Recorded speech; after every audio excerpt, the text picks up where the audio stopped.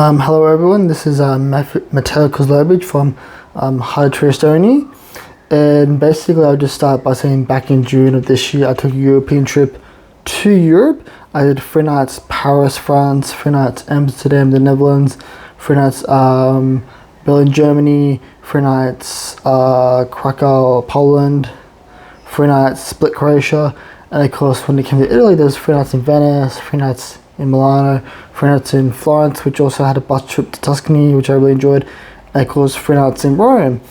And when I was in Poland, I noticed there was, just like in Berlin, Germany, there caused a lot of, like not riots but protests against this sort of war between, Russia and Ukraine, and how a lot of people were against Putin and against Russia. And when I was in Poland, I basically had an experience where I met up with a Ukrainian couple and I actually just helped them out.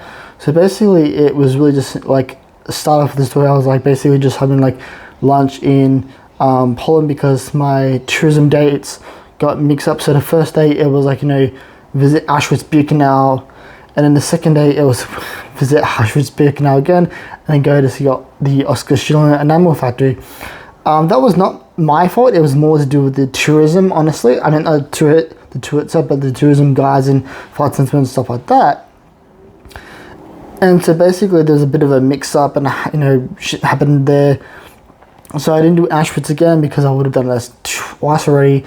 And it's quite, when you go to Auschwitz, it's just very emotionally dead feeling. It's just very, like, you feel numb at the end of it.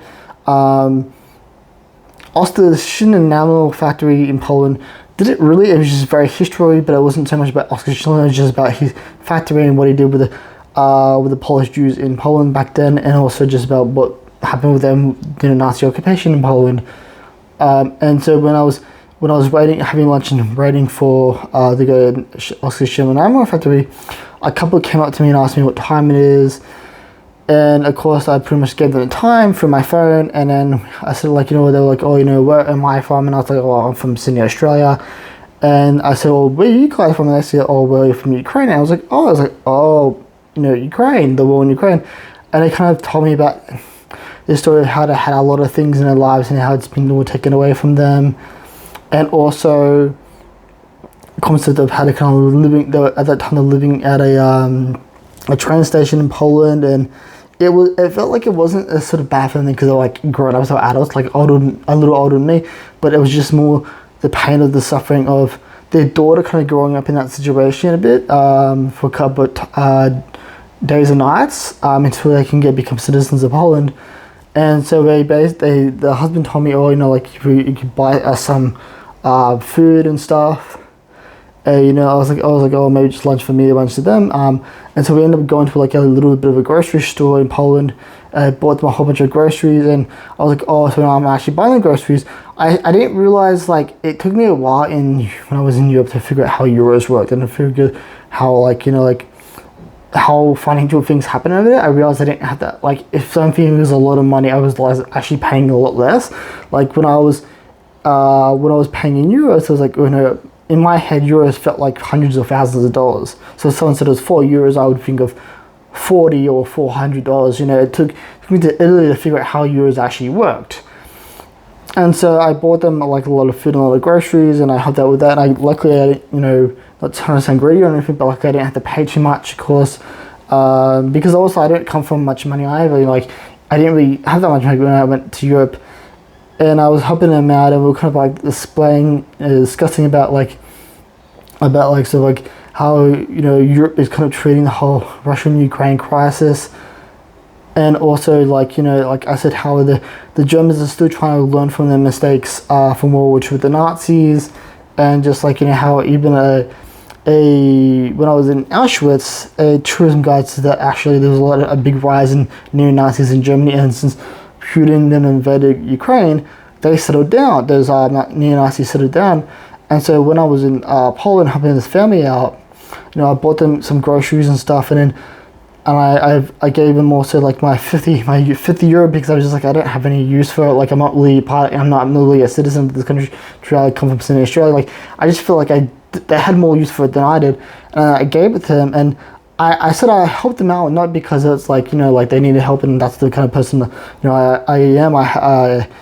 give money to Doctors Without Borders, but also it was like that part where it's like the husband was like, she seemed kind of fine, he seemed a little bit happy, but I could see the look in the wife's eyes. She had a lot of despair in her eyes, a lot of sadness. And when I gave her the grocery, helped them to buy the groceries and to give them 50 years, I said, it's the look in her eyes, that there was a lot more hope in her eyes that I really saw. And I said, that's why I'm doing it, because I could see the look in the wife's eyes. And it was quite a shock for me, because it was like, you go to have your European trip and you meet these beautiful people and you help them out, and like that wasn't a shock for me. It was more, I think, the fact that it's like my whole trip from Europe was a very defining moment for me.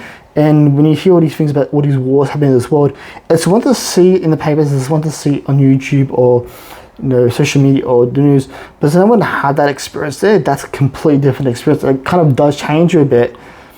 And when it happened to me, I was like, I just don't know how to make of this. Like, like I did something that I feel very happy to do, and I already give money out to charities, but it was just one of those moments where like, hey, all these experiences I've had in Europe, how do you really take that? How do you come back from that? When you come home and you have all these experiences, you come back to, like the supposedly beautiful Australia, and you're just like, I had these experiences in Europe, like how do I come back from that?